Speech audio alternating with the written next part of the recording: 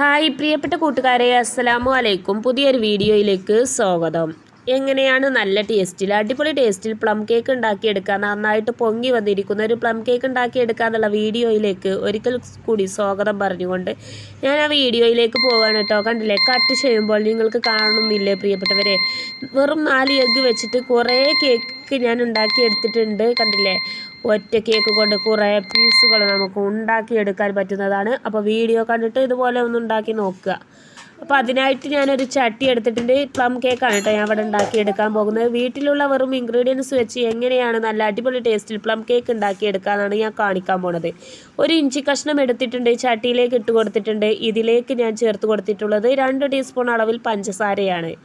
പഞ്ചസാര ചേർത്ത് കൊടുക്കുന്നത് കാരമൽ സിറപ്പ് ഉണ്ടാക്കിയെടുക്കാൻ വേണ്ടിയിട്ടാണ്. അതിനായിട്ട് ഗ്യാസ് ഓൺ ആക്കി കൊടുക്കുക. ഗ്യാസ് ഓൺ ആക്കി കൊടുത്തു കഴിഞ്ഞാൽ ഈ പഞ്ചസാര ഇങ്ങനെ ഉരുകി വരും. തീ ഫുള്ളിലിട്ട് ചെയ്താലും കുഴപ്പമില്ല, തീ കുറച്ചിട്ട് ചെയ്താലൊന്നും കുഴപ്പമില്ല കേട്ടോ. അതൊക്കെ നമ്മുടെ സൗകര്യാനന്തരം കരിയാതെ നോക്കുക, അത്രയൊക്കെ തന്നെ പറയാനുള്ളത്. അപ്പോൾ തീ ഒന്ന് ഫുള്ളിലിട്ടും കൂട്ടിയും കുറച്ചൊക്കെ ആക്കുമ്പോൾ ഇതുപോലെ ആയി വരും. ഇതുപോലെ ആയി വരുന്ന സമയത്ത് നമ്മളെന്ത് ചെയ്യണം, ഒന്നും കൂടി ഉരുക്കി ഇതിൻ്റെ കളറൊന്ന് മാറ്റിയെടുക്കണം. കളർ മാറി വരുന്ന സമയം നമ്മൾ ഇതിലേക്ക് ചേർത്ത് കൊടുത്തിട്ടുള്ളത് ഇതാണ് കേട്ടോ, ജാതിക്ക. ഇതിൻ്റെ മസാല ഉണ്ടല്ലോ, ബിരിയാണിയുടെ മസാലയാണ്. ജാതിക്ക ഉണ്ട്, പട്ടുണ്ട്, ഗ്രാമ്പൂ, ഏലം ഒക്കെ കൂട്ടിപ്പൊടിച്ച മസാല ഇട്ട് കൊടുത്തിട്ടുണ്ട്. എന്നിട്ട് നന്നായിട്ട് ഇളക്കി യോജിപ്പിച്ചിട്ടുണ്ട്. ഇനി ഇതിലേക്ക് ഞാൻ ഒഴിച്ചു കൊടുത്തിട്ടുള്ളത് സാധാ വെള്ളമാണ്, പച്ചവെള്ളം.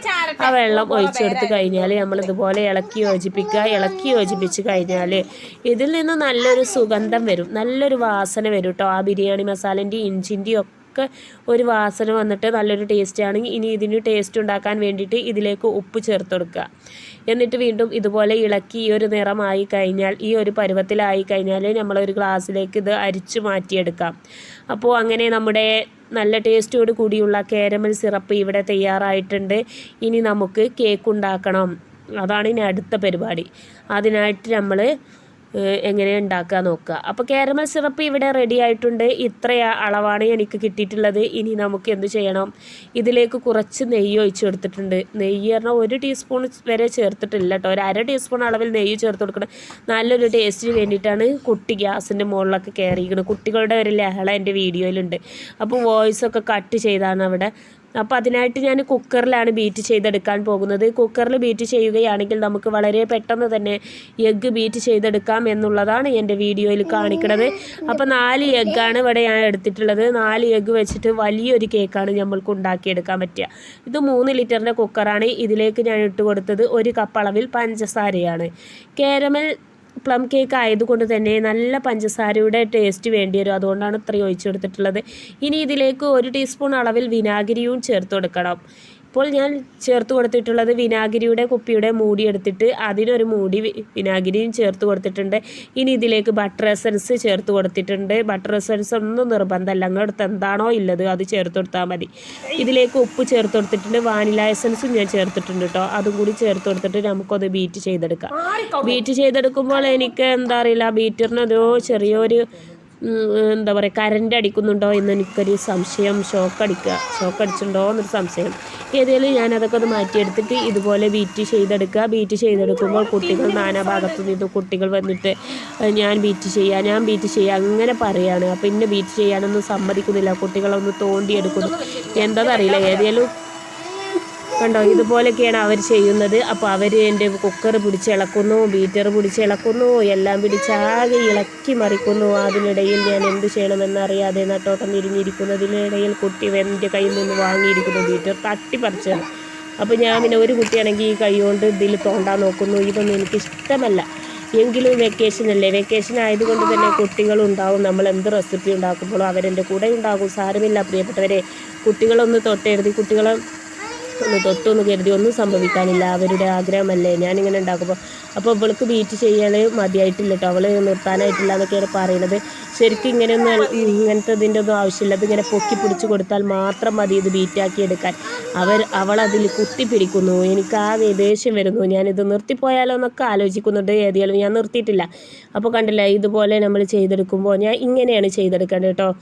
ബീറ്റർ ഇങ്ങനെ പൊക്കി പിടിച്ചിട്ട് ഇതുപോലെ ചെയ്തെടുത്താൽ എളുപ്പം അത് ബീറ്റായി കിട്ടുമെന്നാണ് എനിക്ക് പറയാനുള്ളത്. അപ്പോൾ ഞാനിവിടെ ഉണ്ടാക്കിയെടുക്കുന്നത് നമുക്ക് അതിലേക്ക് ആവശ്യത്തിനുള്ള ഡ്രൈ ഫ്രൂട്ട്സുകളാണ്. ഇതിലുണ്ട് ഡ്രൈ ഫ്രൂട്ട്സ്, ഡ്യൂട്ടി ഫ്രൂട്ട് ഉണ്ട്, പിന്നെ അതുപോലെ ഞാൻ നമ്മുടെ ഓറഞ്ച് ഉണ്ടല്ലോ, ഓറഞ്ച് വാങ്ങുമ്പോൾ അതിൻ്റെ തൊലി ചുരണ്ടി എടുക്കാറുണ്ട്. ആ തൊലിയൊക്കെ നല്ല ഉണ്ടാക്കിയെടുത്തിട്ടുണ്ട്. ഇഞ്ചിൻ്റെ കഷ്ണങ്ങളൊക്കെ ഉണ്ട് കേട്ടോ. അതിലൊക്കെ ഞാൻ വീട്ടിലുണ്ടാക്കി എടുത്തിട്ടുള്ളതാണ്. അതിൻ്റെ വീഡിയോ ഒക്കെ വേണമെങ്കിൽ വേറെ ഇട്ട് കാണിക്കാം ഞാൻ. അപ്പോൾ കണ്ടില്ലേ, ആ വീഡിയോ ഒന്നും എനിക്ക് എടുക്കാൻ പറ്റില്ലല്ലോ, അതൊക്കെ എന്നോ ഉണ്ടാക്കി വെച്ചതാണ്. അപ്പോൾ അങ്ങനെ ഡ്രൈ ഫ്രൂട്ട്സ് നമ്മുടെ അടുത്ത് എന്തൊക്കെയാണോ ഉള്ളത് അതൊക്കെ നമുക്ക് ഇട്ട് കൊടുക്കാവുന്നതാണ്. 1 കപ്പ് നിറയെ അളവിൽ മൈദ എടുത്തിട്ടുണ്ട്. മൈദ ഇനി അരിപ്പയിലേക്ക് നമുക്ക് ഇട്ട് കൊടുക്കാം. അരിപ്പയിലേക്ക് ഇട്ട് കൊടുത്തിട്ട് നമുക്ക് ഇതുപോലെ ചേർത്തെടുക്കാം. അപ്പോൾ ഈ 3 ലിറ്ററിൻ്റെ കുക്കർ ആയതുകൊണ്ട് തന്നെ അരിപ്പയിൽ നിന്ന് അങ്ങോട്ടും ഇങ്ങോട്ടൊക്കെ തെന്നി മാറുന്നുണ്ട്. അതൊന്നും പ്രശ്നമില്ല പ്രിയപ്പെട്ടവരെ, നമുക്ക് ഈ കുക്കറിൽ ചാടിയോ മാത്രം എടുത്താൽ മതിയല്ലോ. അപ്പോൾ നിങ്ങൾ വിചാരിക്കണ്ടാവും ഇതിൻ്റെ സൈഡൊക്കെ എന്താ ഒരു വൃത്തികേടായി നിൽക്കുന്നത്, അങ്ങനെയൊന്നും വിചാരിക്കേണ്ട പ്രിയപ്പെട്ടവരെ. അരിപ്പ വലുതും കുക്കർ ചെറുതുമായിട്ടാണ് ഇങ്ങനെ. ഇത് 3 ലിറ്ററിൻ്റെ കുക്കറാണ്, ഞാൻ ഒരിക്കൽ പറഞ്ഞില്ലേ, അതുകൊണ്ടാണ് കേട്ടോ ഇങ്ങനെ വന്നത്. അപ്പോൾ ഈ അരിപ്പയിലിട്ട് ഇങ്ങനെ അരിച്ച്, അല്ലെങ്കിൽ ഇപ്പോൾ ഒരു പാത്രത്തേക്ക് വേറെ അരിച്ചിട്ട് പിന്നെ ഇങ്ങനെ ഇട്ട് കൊടുത്താലും മതി. അപ്പോൾ 2 പണിയാവില്ലേ എന്ന് വിചാരിച്ചിട്ട് ഒറ്റ പണിയുമ്മൽ ഞാൻ വന്നിരിക്കുകയാണ്. അപ്പോൾ കണ്ടില്ലേ, ഇതുപോലെ നന്നായിട്ട് ഇളക്കി യോജിപ്പിക്കുക എന്ന് പറഞ്ഞാൽ ആകപ്പാടെ കുത്തി ഇളക്കി യോജിപ്പിക്കാൻ പാടില്ല. ഇങ്ങനെ ഇളക്കി സാവധാനത്തിൽ ഇങ്ങനെ ഇളക്കി ഘട്ടം ഘട്ടമായിട്ട് ഇളക്കി യോജിപ്പിക്കുക. കുത്തി അടച്ച് ഒരിക്കലും ഇളക്കി യോജിപ്പിക്കാൻ പാടില്ല. അപ്പോൾ മാവൊക്കെ ഒന്നായിട്ട് താഴ്ന്നു പോകുന്നതായിട്ട് നമുക്ക് കാണാൻ പറ്റും. അപ്പോൾ ഞാൻ നേരത്തെ തയ്യാറാക്കിയ കാരമൽ സിറപ്പാണ് ഇപ്പോൾ ഇതിലേക്ക് ഒഴിച്ചു കൊടുക്കുന്നത്. കാരമൽ സിറപ്പ് ഇങ്ങനെ ഒഴിച്ചെടുക്കുന്നത് നല്ലൊരു ടേസ്റ്റാണ് നമ്മുടെ കേക്കിന് ഉണ്ടാകുക. പ്ലം കേക്കിൻ്റെ ഒരു ടേസ്റ്റ് കിട്ടണമെങ്കിൽ നമ്മൾ ഈ കാരമൽ സിറപ്പ് ഇങ്ങനെ ചേർത്ത് കൊടുക്കുക തന്നെ വേണം, എങ്കിലാണ് ആ പ്ലം കേക്കിൻ്റെ ടേസ്റ്റ് ഉണ്ടാകുക. അപ്പോൾ ഇതിനു മുമ്പ് ഞാൻ കുറേ വീഡിയോ കേക്കിൻ്റെ തന്നെ ഇട്ടിക്കണേ. അപ്പോൾ നിങ്ങളെല്ലാവരും കാണാൻ താല്പര്യമുള്ളവർ കണ്ടോളി, ഉണ്ടാക്കിക്കോളി, അത്രയ്ക്ക് തന്നെ പറയാനുള്ളത്. അപ്പോൾ ആ കാരമൽ ഫുള്ളായിട്ട് ഒഴിച്ചിട്ടുണ്ട്. പിന്നെ അടിയിൽ ഇങ്ങനെ മൈദ ഇട്ട് കൊടുത്തിട്ടുണ്ട്. മുഴുവനും ഞാൻ 1 കപ്പ് അളവിൽ മൈദയാണ് എടുത്തിട്ടുള്ളത്. അവസാനമായിട്ട് ഓയിലും ചേർത്ത് ഇതുപോലെ ഒരു പരുവമായി കഴിഞ്ഞാൽ നമ്മൾ ഇതിലേക്ക് ചേർക്കണം നേരത്തെ തയ്യാറാക്കിയ ഡ്രൈ ഫ്രൂട്ട്സ് കൂടി ചേർത്ത് കൊടുക്കുക. കണ്ടില്ലേ, ആ ഫ്രൂട്ട്സാണിത്.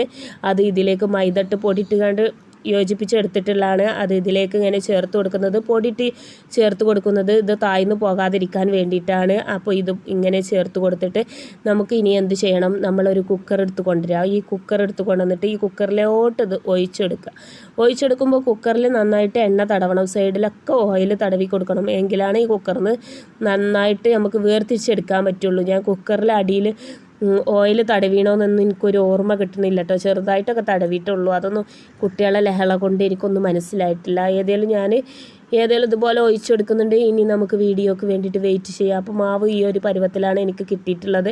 അപ്പോൾ ഇനി നമ്മളെന്ത് ചെയ്യണം, അപ്പോൾ കുക്കർ ഞാൻ ആദ്യം ചൂടാക്കാനൊന്നും പോയിട്ടില്ല കേട്ടോ. ചൂടാക്കേണ്ട ആവശ്യമൊന്നുമില്ല, എന്തായാലും നമ്മളിത് ചൂടാക്കാനല്ലേ പോകുന്നത്. അപ്പോൾ ഒരു 10, 20, 25 മിനിറ്റ് ഒക്കെ ആയപ്പോഴേക്കും ഈ ആവിയൊക്കെ വന്നിട്ട് ഇങ്ങനെ റെഡി ആവാൻ തുടങ്ങിയിട്ടുണ്ട്. അപ്പോൾ ഒരു 5 മിനിറ്റ് വെച്ച് 5 മിനിറ്റ് കഴിഞ്ഞ ഉടനെ തന്നെ നമ്മൾ എന്ത് ചെയ്യണം, നമ്മൾ അപ്പുറത്തെ അടുപ്പിൻ്റെ സ്റ്റാൻഡ് ഉണ്ടല്ലോ, അത് ഈ അടുപ്പിലേക്ക് വെച്ച് കൊടുത്തിട്ട് നമ്മൾ എന്ത് ചെയ്യണം, ഈ അടുപ്പിലേക്ക് വെച്ച് കൊടുത്തിട്ട് നമ്മൾ തീ കുറച്ചിട്ട് ഇങ്ങനെ വെച്ച് കൊടുത്താൽ മതി. അപ്പോൾ സാവധാനത്തിൽ റെഡിയായി കിട്ടും. എന്താ പറയുക, എനിക്ക് പറയാൻ കിട്ടുന്നില്ല പ്രിയപ്പെട്ടവരെ. അപ്പുറത്തെ അടുപ്പിൻ്റെ സ്റ്റാൻഡ് ഈ അടുപ്പിൻ്റെ സ്റ്റാൻഡുമ്മക്ക് വെച്ച് കൊടുക്കുക. ഒന്നുകൂടി പൊക്കം കിട്ടാൻ വേണ്ടിയിട്ടാണ് ഇങ്ങനെ ചെയ്യുന്നത്. അപ്പോൾ കേക്ക് കരിയത്തില്ല എന്നാണ് ഞാൻ പറയുന്നത്. അപ്പോൾ ചെറുതായിട്ട് ഇങ്ങനെ ആവി വരും.